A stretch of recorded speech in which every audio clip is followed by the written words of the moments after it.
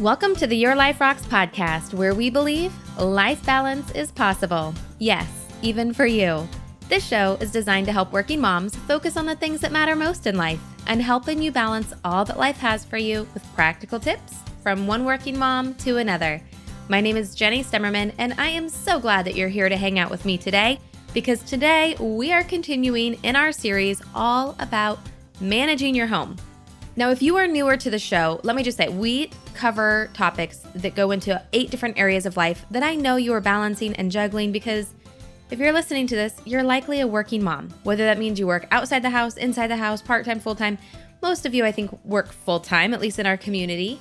But we have so much to balance. And rather than say, balance is just not possible, and it's just always going to be messy, and it's always going to be crazy. And while that might be the reality, what we focus on, we get more of. So if we want to focus on life being crazy and wacky and not being able to do it all, we're just going to get more of that. And I don't know about you, but I don't need more of that in my life. I need more peace and focus and success in my life. So that's what I choose to focus on. And that's what we choose to talk about here on the show. So however you define balance for yourself, whether you think it's possible or not, I just want to challenge you to redefine what you mean by balance, because really you can make balance mean whatever you want it to mean for your life. And if you define it in a way that's attainable for you, that's achievable for you, then my friend, guess what? Balance is now possible. And I would much rather live in a world where it's possible than to just say, if you're going to be a working mom, it's just going to be crazy. It's just going to be chaos. You're just going to barely survive. I don't want to live in that world. So I choose to say balance is possible. And I know that everything is possible through Christ Jesus. So I know if I keep him at the center of my world and I use that as the compass, as the touch base for everything I do, then how can it not be possible if I look at balance through the lens of Jesus? So I just want to say that, because as we're talking about our home, that is one of those 8 areas. So when we talk about those 8 areas that we're all trying to balance, we're all trying to manage, it's your faith, it's your marriage, being a mom, a parent, your career, your health, your home, your finances, and lastly, friends and fun. We kind of loop those 2 together. And home is such a big thing. And especially right now with it being fall, I don't know about you, but I'm just more geared more towards my home. I want it to be homey. I want it to be fresh. I feel like it's a fresh time of year before all of the holiday decorations take over my home. Thank you very much. It's just a great time of year to have fresh goals and a fresh perspective in all areas of your life. I mean, I could go on and on about all of the fresh perspectives I have in my career, all of the fresh perspectives I'm having with my health. But really, my home, that's what we're talking about. And we did a poll in our Facebook group, and this is exactly what you wanted to hear about as well. So we're talking about it. If you missed last week's episode, I hope you go back and you have a listen, because we really frame things out. I think sometimes when we get overwhelmed with things in our life, or we get stressed out in things in our life, it's because we're too close to it. It's like right at the edge of our nose and we can't see past it. So it feels overwhelming. And so if we can zoom out, if we can take a step back and get a different perspective, to get a 10,000 foot view of the issue, it makes the issue look smaller and it's more manageable, and we can deal with it a little bit better. And so that's really what we talked about last week, is how do we get that perspective, and really what are your intentions around your house? Because so much of, I think, of our intentions around what a clean house is, or a well-decorated house, or what makes a house a home, is all a matter of opinion. And you really have to look at, am I letting my opinion dictate what that is? Or am I letting my mother-in-law's opinion, or my mom's opinion, or my friend's opinion, or Pinterest's opinion, or Instagram's opinion of what a clean house should be, and what makes a house a home? And so I hope that you go back and you have a listen, because I really give you a game plan on how to set up your house like a project manager, to have those objectives and the action plans and the tasks outlined of what you actually need to do to make it happen. Now, this week, I was thinking as I was putting together this series, let me just back up a second. I was thinking as I was putting this series together on what are the main topics that we want to cover as we're diving into this series of managing our homes. And who are those experts that I would want to have on? And my go-to expert for everything, home, world, whether it's cleaning or organizing or anything like that, that's really more homemaker-ish, is Dana White from A Slob Comes Clean. And she's been on our show before. twice, actually. She made an appearance on our 100th episode with one of her very best tips. I hope you go and check that one out, episode 100, obviously. If you go to yourliferocks.com, you can search any of the episodes by just putting in the episode number or the guest name, and you'll find it, or even really the topic. So episode 100, she gives her best tip, but all the way back, episode 13 is when I very first had her on my show, and she's talking about really the decluttering. And the reason why I like Dana is because she's so real. Like, she gets it that it's not always perfect, and we're not always perfect. Our house is not always perfect, but it's always moving things forward in the way that we want it to go, which is in so much alignment with everything that we talk about on the show. So I thought I should have Dana back. And I was thinking, I want to recreate the episode that she did because it was so brilliant. Like, I couldn't think of anything more brilliant she could say. And as a busy working mom, I'm like, why are we recreating the wheel? Why would I have Dana come back on and re-interview her? I mean, I'm sure she would have more brilliance to add. But as I looked at the numbers of how many people have listened to episode 13, I mean, we're talking over 100 episodes ago. It was a long time ago. Not very many people have heard this episode. So I thought, you know what? Why not just reshare the content that Dana already shared so you can listen to it, so you can start to apply it to your life? Because that ultimately is what it's all about. Plus, it's just kind of fun memory lane, at least for me. It might not be for you because, whatever. But it's my podcast, so it was kind of fun to go back and to listen to the questions that I asked and the format that we had all the way back then. It's been almost 3 years of having this podcast, which is so incredibly crazy. But it's been an amazing blessing in my life to have it because of people like Dana and because of people like you. When I get comments on Instagram or Facebook, feedback from the show, or when you send me an email and letting me know how it's impacted you, it means the world to me. So please continue to share the podcast with other working mom friends that you have. I love to see when you share it because it allows me to actually see you and that you're there and that you're a person actually listening to this podcast. So I love it when you share that. So please continue to do. And more importantly, I hope you take action on this interview and all of the tips that Dana has to share because she's brilliant. And I know that they're life-changing. They've been life-changing for me. And I'm so happy that I get to share it with you. So without further ado, let's get into my interview with Dana White from A Slob Comes Clean.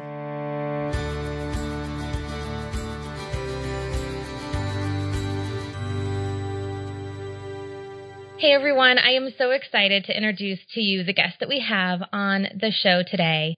Dana K. White is an author, speaker, and much to her own surprise, a decluttering expert. In 2009, Dana started blogging as Noni, which is short for anonymous, at A Slob Comes Clean. Dana soon realized that she was not alone in her housekeeping struggles and in her feelings of shame. Today, Dana leads a community of more than 150,000 women sharing realistic home management strategies and a message of hope for the hopelessly messy through her blog, weekly podcast, and videos. I know you're going to love everything she has to share. And in November, Dana's first book, How to Manage Your Home Without Losing Your Mind, a book I think I need, is going to be released by Thomas Nelson Publishing. Now, Dana lives with her husband and her 3 kids just outside of Dallas, Texas. And, oh, by the way, she's pretty funny. Dana, are you with us? I'm here. How are you? Good. I'm so glad to have you on the show today. We have this great info backlog about you, but can you tell the audience a little bit more about yourself? Well, I am a former theater arts teacher. I taught until my first child was born 14 years ago. And then I took time off to be a stay-at-home mom. And then about 6.5 years ago, I started a blog because I wanted to be a writer. And that was the career that I was wanting to work toward, but I didn't know how to make that happen. And then I discovered blogs and thought, okay, start practicing writing. And over the last 6 years, that has turned into what is now a full-time job for me. And I get to write and do all these other crazy things like podcasting and such. And it's been really fun. It's been a really interesting journey. Awesome. Well, I love everything that you have on your website. So I encourage everyone to go and check it out. And I know you have some great success tips, which I'm dying to get into because I love everything organization and decluttering is like my zen. So I'm so excited to pick your brain on a few things. But before we get there, one of the things we like to talk about every single episode is what we call a moment of grace. But we just, everyone is not perfect, unfortunately. And we all have those moments where maybe something went horribly wrong, or we just had that moment where we needed grace for ourselves. Can you share with us a time that you needed some grace? Well, okay, so I'm scatterbrained. I'm like amazingly scatterbrained sometimes. And it correlates with how busy life is and how crazy things are. I mean, as I get overwhelmed with other stuff going on, things just get deleted from my brain. When my kids were little, I struggled to remember birthday parties. Not my own kids' birthday parties, but other people's birthday parties. I mean, I can't tell you how many times we were late because I completely forgot about it. And then something would happen and I would realize, that's right now. And we would run to the store and just, I can't tell you how many times as my kids were older and started like going to the parties where I didn't stay, that I would send them to the party and forget to send a gift. But there was one time my daughter's very best friend had a birthday party. The mother had specifically told me that it was just going to be a really, really small group and that she should feel very special that she was invited to this party, swim party at her house. And it was on a Sunday afternoon. And I had decided I'm going to take a nap today. And I completely turned off my phone and absolutely forgot the party, never went. And I mean, it's gotten better as I've gotten older and my kids have gotten older because they actually remember things. But I felt so horrible about that. I mean, to me, that was like my worst. I'm sure I've had others, but one of my worst parenting moments. I could not believe that I did that. And we tried to make it up and my daughter forgave me and the mom was fine, but it really made me so frustrated because, I get so frustrated with my scatterbrainedness anyway, that was just like, okay, this is affecting not just me, but other people, my daughter, her friend, all this. So we had a special night where we had her friend over and all that, but it didn't make up for what it was that I did. So that was one of my most horrendous mistakes.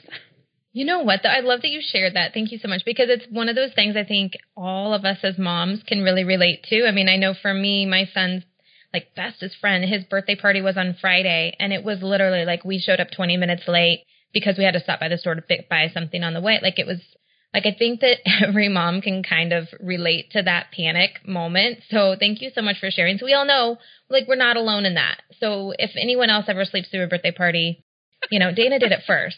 So it makes it okay. But I've done it. Yeah, it was horrible. I will tell you that we have gotten to the point where now our standard gift is a really big Hershey's bar, because what kid doesn't want to have their own Hershey's bar?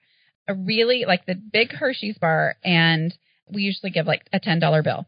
Like that's the standard that we give at birthday parties. And my kids love giving it and their friends are always excited to get it because it's super easy. Like there's no picking out. There's no, when you do have to run by the store because you're already late to the party, there's no walking down the aisle and trying to figure out what you're going to get and all that. Anyway, and you can get it in a gas station too.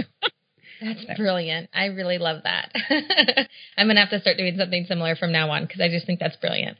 Okay, so everything we do at Your Life Rocks is all about bringing life into balance for my audience. So define for us, for you in your life, what does life balance look like and what does it mean?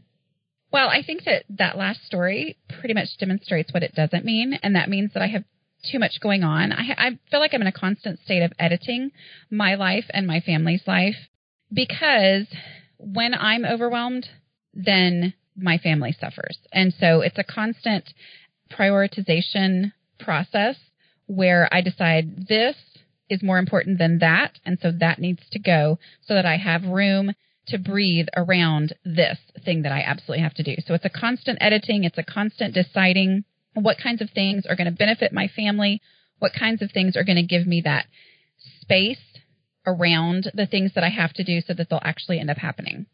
I love that. And I truly believe that like white space is one of the biggest keys to life balance. Like sometimes we overschedule ourselves way too much, right? And so having that space around those things does certainly help. And so there's I love no such thing as really planning out life when you have children, because you can't plan when they're going to get sick. And then as they get older, they have their own lives and things come up and they have opportunities to do things that you do want them to be able to do. So you have to have that space in there to make room for those kinds of things.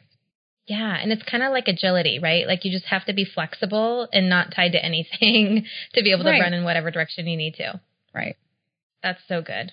All right. Well, I'm super pumped up and excited to get to some success tips that you have for us because you've built your entire brand around decluttering. And one of the things that I love, and I'm just going to challenge all of our listeners, if you want to have a little bit more sanity in your life, go to her website. It's a slobcomesclean.com. Did I say that right? A slobcomesclean.com. Yes. There are a gazillion checklists on there. And I know my audience loves checklists. I love checklists. And there's one for every single thing on there. And I really appreciated that. I've already downloaded a ton of them. So thank you for providing such great content. But share with us a little bit about, when we are decluttering or working on our home, what are some of the more realistic things that we can do in order to have success in that? Well, I think the number one thing is to see the value in just decluttering. I think a lot of times, especially people like me, think that we have to get organized, which is a great thing to aspire to. But the idea of organizing when you're already overwhelmed is even just more overwhelming. And a lot of times that can even keep you from stopping. So for me, I would look at something, there was so much stuff, and I would think, well, I just need to get organized. But that's problem solving. That's something I'm going to have to plan and think through and decide upon. When I started my blog, I was in a state of just being completely overwhelmed with the amount of stuff in my home. And I said, I don't have time right now to organize. I can't organize. I'll do that down the road. And so I said, for right now, I'm just going to declutter. And that gave me this amazing sense of freedom. And it helped me understand how just decluttering made a huge positive impact on my home and on our lives. I didn't, in the end, even have to organize, because if you will just remove the stuff that you don't need, which does not involve problem solving, it's just deciding, oh, yeah, we don't need this and getting it out of there, then a space is comparatively organized and it helps my family function better. And then over time, as I live with just the things that we actually need, then organizing decisions are very easy, because I say, you know what, a basket here would really, really help, because I know that the only stuff here is exactly what we need for our family. And this is how our family operates, and this is the item that would help me function better in this space. Where I used to think I needed to get organized, so I would go out and buy organizing stuff. And then by the time I got home, all that organizing energy was completely gone, and I never ended up getting the project done. I love that you said that. Like, it's such a different mindset, and I've never thought about that before, but it is. Like, when you say organize something, it's such like a sense of overwhelm automatically comes over, and it's like, oh my gosh, it's going to take me all day, or you know what I mean? Like, how am I going to do that? Where decluttering, like, that's easy. You can just do that, and it's just such a mindset shift that I've never thought about before, but it's just the way you frame it. So thank you so much for sharing. I love that. I'm going to start decluttering my house now. This is good stuff that I love. Removing the things you don't need. I love that. So now I know that you kind of create like a lifestyle of decluttering, and you've kind of already, now because this has been a while, so many years, is your house like all the way decluttered, or is it still like a gradual process, you think? You know, I thought when I started that there would be a time when I would be finished. This was really just supposed to be my practice blog. That's why I blogged under a fake name. I mean, I didn't want anyone I knew to know about this. But I thought, a couple of months, I'll get things under control, and then I'll start my real blog. Yeah, it's 6 years later, and I'm still decluttering. But part of that is me realizing that there is no such thing as decluttering once and for all. As long as you're living, you're going to have stuff come into your home. As long as you have children who grow, they're going to grow out of clothes. They're going to grow out of toys. Fashions change, my tastes change, my size changes, different things change and things come into my home, and it's got to be a constant process of getting the things that we don't need anymore out of our house. So when I say a lifestyle of decluttering, a lot of that just comes from decluttering experience. In the beginning, it was getting rid of things that there was no reason for me to have it in my home, but for some reason I did. I'd collected it, or I bought it for a project I thought I was going to do one day and then never did. So there was a lot of that. Now it's just a constant realizing that I need to be purging all the time. I need to always be aware of, you know what, I don't like these socks anymore. I thought I was going to like them when I bought them. I don't like them. So I'm just going to go ahead and get rid of them instead of waiting for it to be this, I can't close my sock drawer because I have so many socks. Instead, I just have this much more, because I have experience with decluttering, I'm willing to just declutter regularly. We always have a donate box going in our house. My kids know where it is. And so they know when they put on a pair of pants for school and their high waters, all of a sudden, even though they fit last week, they know, oh, go stick it in the donate box. And they just go do that immediately, so that they know this is what we do. This is how we keep our house from getting completely out of control. I think that is so great. I love that you have them trained to do that. Now, you've kind of been doing this for a while. You've kind of have a system in place. What would you say to someone out there who doesn't have a system in place, and decluttering is like the start of it because now they've realized I don't have to organize everything. I just need to get rid of some junk. How would you recommend for them to prioritize and kind of get started into that process of decluttering? My main advice when you're prioritizing decluttering is to start with your visible spaces. There's this strange thing that happens when you think, I've got to get rid of stuff. I've got to get rid of stuff. Many people, especially people like me, tend to go and declutter a junk drawer or the linen closet or some space that has a door or a drawer that closes so you can finish it and then close it and think, oh, good, we hardly ever use this space, so maybe it'll stay this way.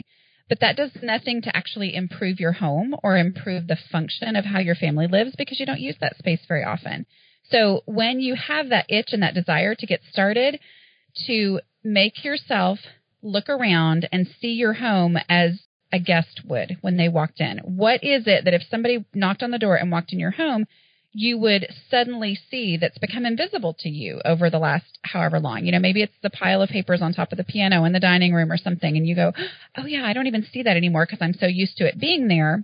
But when I prioritize according to visibility, then I know I'm going to take this energy that I've got and I'm going to tackle that space so that I see the difference in my home. I don't go start in the master bedroom closet. Instead, I go with what's visible, and then my family functions better because that's a space that we're living in all the time, and it encourages me to continue decluttering, and it actually increases my decluttering energy.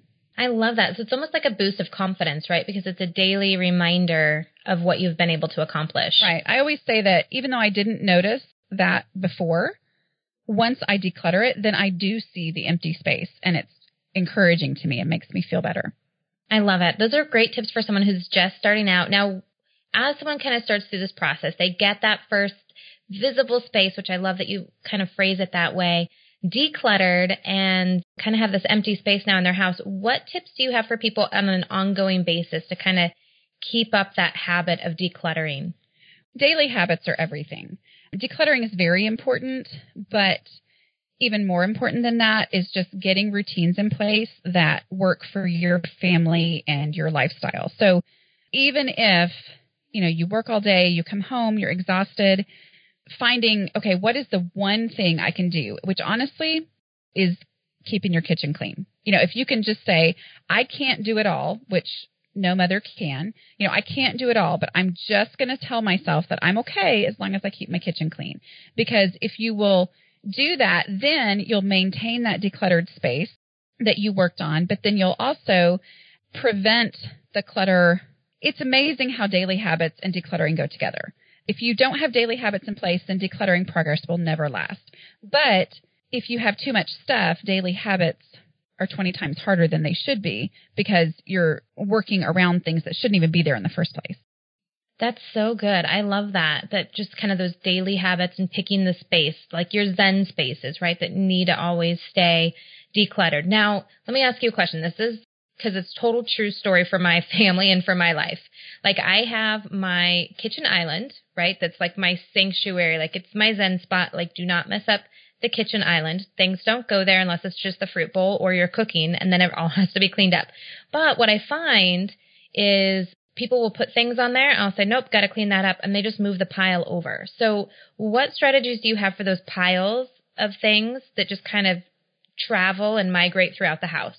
Well, one of the main things I tell people is to just grab a trash bag and start dealing with trash, because a lot of times when I look at a pile, it overwhelms me because it's a pile and I don't know what's in that pile. I think I know what's in that pile, but I don't. And so I just think, oh, that's a huge pile of decisions I'm going to have to make and things I'm going to have to get done. And so I put it off and I put it off. But if I just say, you know what, I'm not going to worry about dealing with the entire pile. I'm just going to remove what's trash. for some reason, I usually find that way more of that pile was trash. And by the time I get that out of there, then it's not an overwhelming pile anymore, and I can usually finish it up. But just letting myself say, okay, I'm just going to stick it in the recycling bin if it's something I don't need, deal with this. Just pull out the things that you know for sure are trash, or recycling, whatever it is that you do in your home. But just focusing on that first shrinks all those piles and makes them a lot less overwhelming.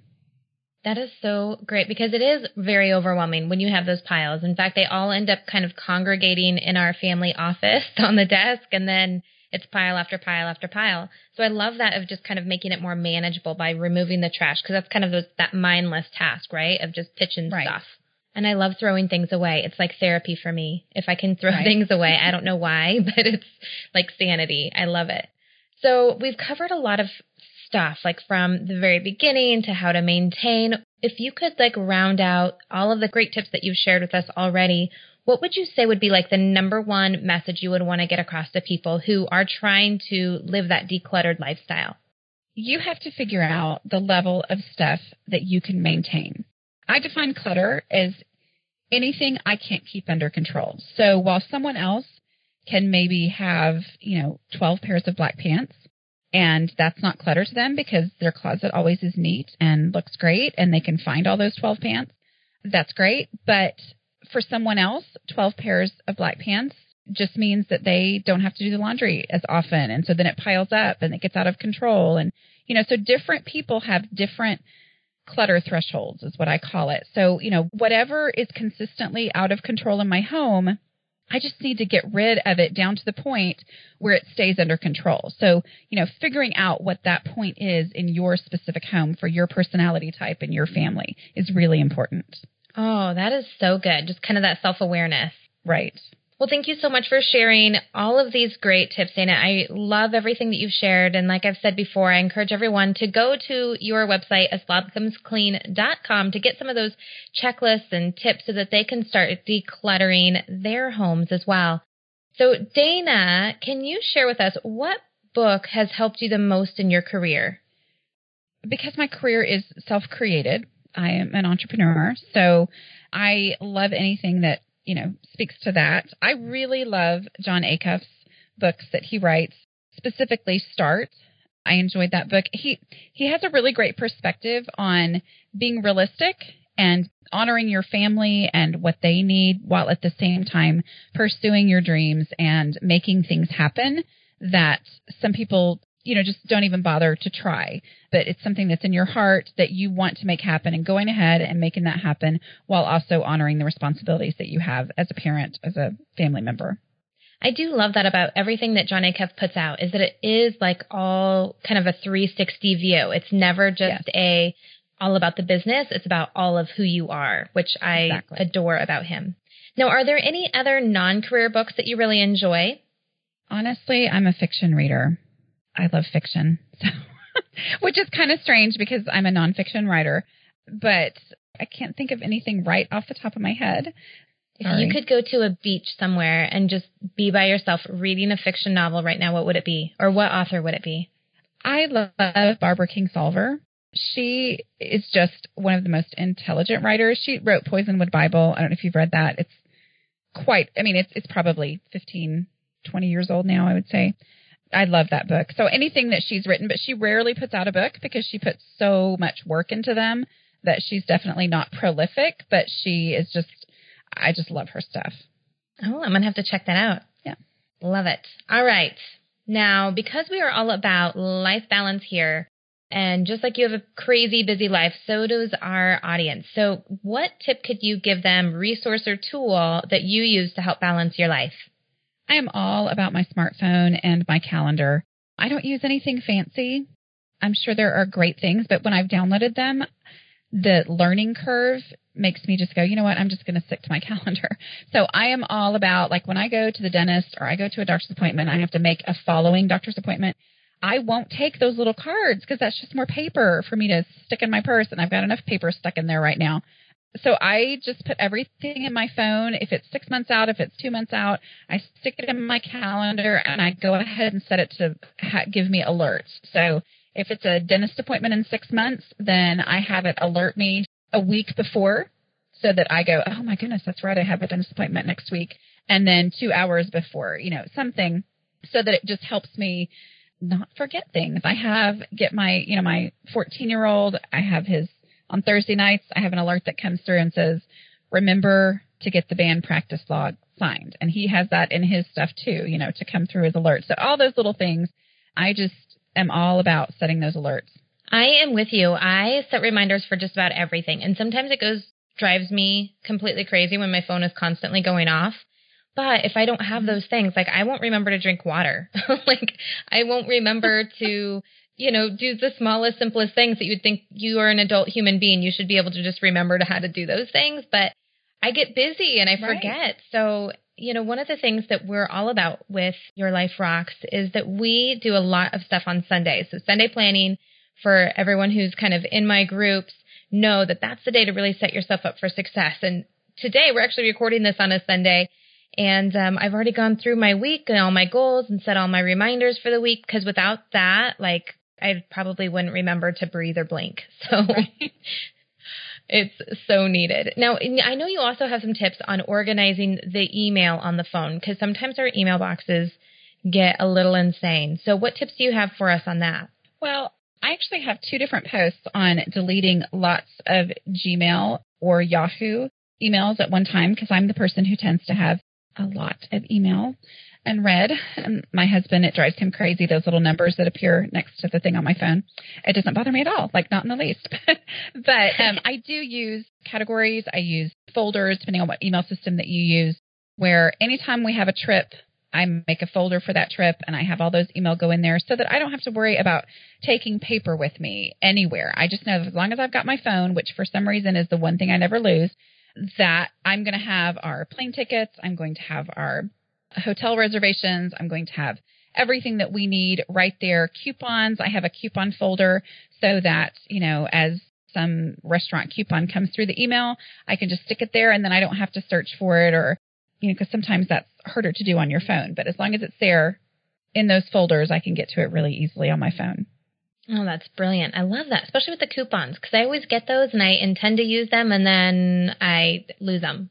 Even though it's just in my phone, it's electronic, I still just kind of forget they're there. Right. And sometimes, I think, I don't remember if I had a coupon for this restaurant or not, but I can go to my coupon folder and know immediately. Oh, that's good. Little thought jogger. I love that. All right. Now, what about a parenting tip? Being a mom and having so much crazy stuff going on around you at all the times, what parenting tip do you have for us? Well, one of the things, of course, I talk about cleaning all the time. So everybody wants their kids to participate and to help out. My tip, though, is to establish routines first and then bring your kids in on those routines. I was the queen before I started what I call my deslobification process. Before I started that, I was the queen of saying, I would plan out how everything was going to change starting tomorrow. We are going to start having chores and doing this and doing that, and we're going to do it every single day starting tomorrow. And so I would sit the kids down and I had charts with stickers and all this kind of stuff. That didn't work, because then about a week into it, I would completely forget what we'd said we were going to do. And then it never happened. And then I felt guilty and awful.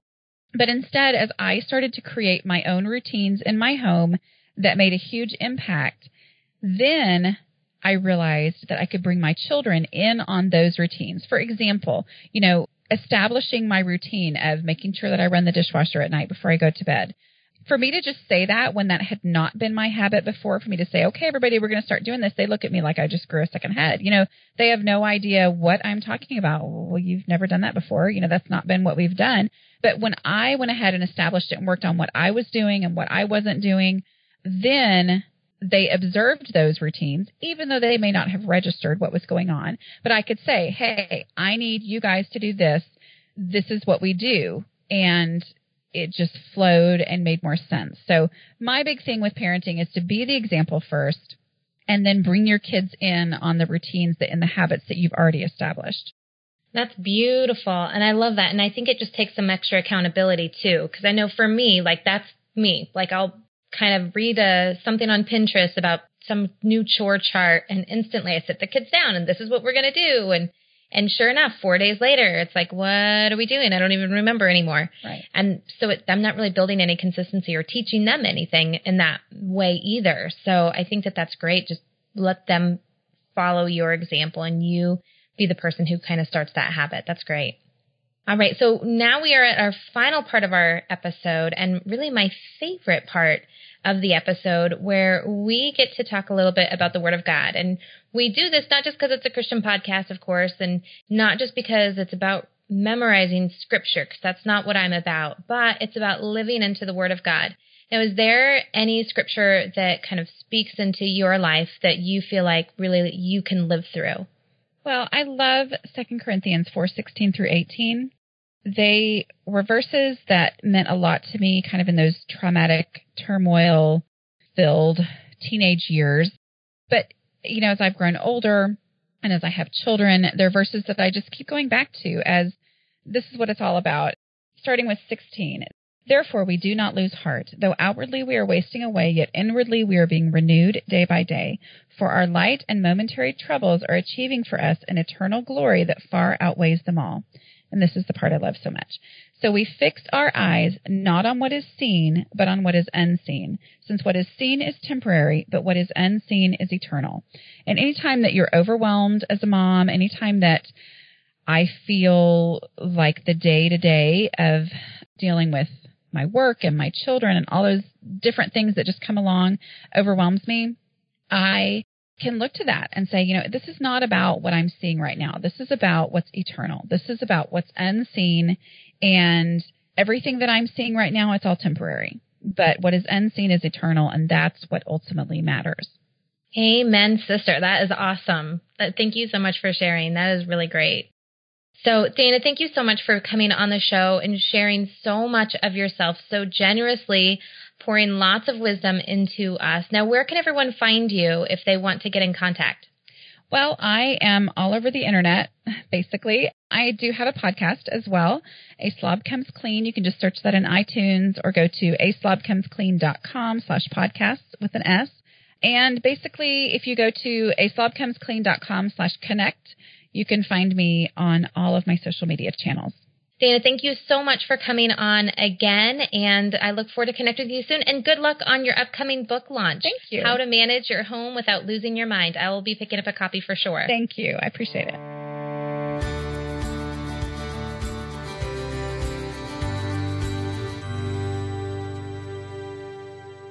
So there you go. You have some real practical tips of things that you can apply right away, hopefully, from this episode. I know even myself, in listening to it again, there's so many things that I could take away and start to apply. Plus, it's just so great to hear from Dana, who is an expert in cleaning and organization, and knowing that even she has a hard time getting it all right all the time. I mean, we're all only human. So I love this episode because it is so full of grace, and I hope that that transpires over to you, that you're giving yourself some grace for where you are with your home and your homemaking and all of those things, right? I just hope that you're giving yourself some grace for that. Now, speaking of grace, I have been wanting to say this on the last few episodes, but I haven't because who knows, right? So let me give you a little background. You might have been hearing me talk a lot about our app. I am getting so many messages and emails saying, where's the app? I can't find the app. You're talking about the app. I can't find the app. Here's the deal. If you are an Android user, the app is there. It's in the Google Play Store. You can download it. And it's been that way since August. And since August, we have been submitting the app for approval to Apple for it to be in the Apple Store, the iTunes Store. That's where it needs to be. I know that's probably where you're looking for it and not finding it.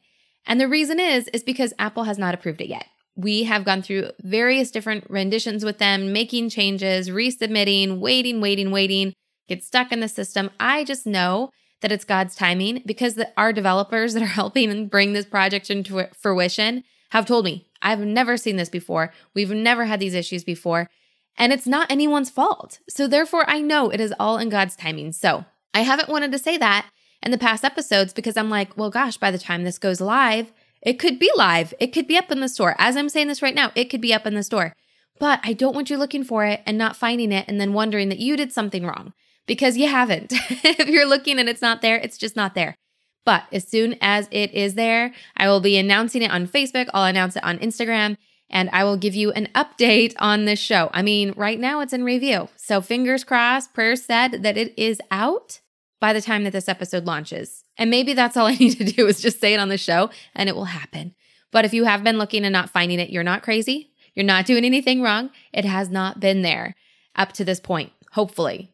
Yes. So let's all just pray that Apple moves it through, because I really truly believe that it's packed full of tools to help you create more balance in your life, to help you redefine what balance actually is. I mean, there are tools in there to help you with your weekly planning, of course, and those are all free. The podcast episodes and bonuses in there are all free. You can access the weekly success planning course, absolutely, and we'll have some messages and some inspiration popping in for your notifications to help you get through your weeks. Now, in addition to that, you can choose to upgrade to Life Balance membership inside the app. And when you do that, you have a whole array of courses that unlock as you do them. So there's no overwhelm on what you need to do first or where to start. You just push play. And when that one's done, it will automatically unlock the next one so that you can go into progression, so that you can really get all of the help that you need to put everything together, to create more balance without creating more overwhelm. With just a couple minutes a day, a little bit of time every week, you can be moving forward towards setting goals and accomplishing them in all 8 areas of life. So if you're a Google user, it's already there for you. I hope you take advantage of everything inside the app. And if you're an Apple user, I'm just praying that by the time you are hearing these words, it is on the store. It has definitely been a process of testing my patience and really has brought me into a whole new understanding of God's timing and trusting Him in the process. So once it's there, I hope that you enjoy it. And like I said, all of the podcast episodes are in there all the way back to episode number 1. So if you have people in your life that are not necessarily podcast users, or they don't really understand podcasts, but you know that they would benefit, you can now just tell them, download the app, and it has everything there. It makes it a lot easier to have access to all of that great content. And speaking of podcasts, we have even more episodes ahead for you as we move throughout the rest of this year. I am so excited, you guys, for the things that we have coming up for you. So if you haven't done so already and you're not in the app, hit subscribe so you don't miss any of our future episodes. And until next week, keep building a life that rocks. Bye.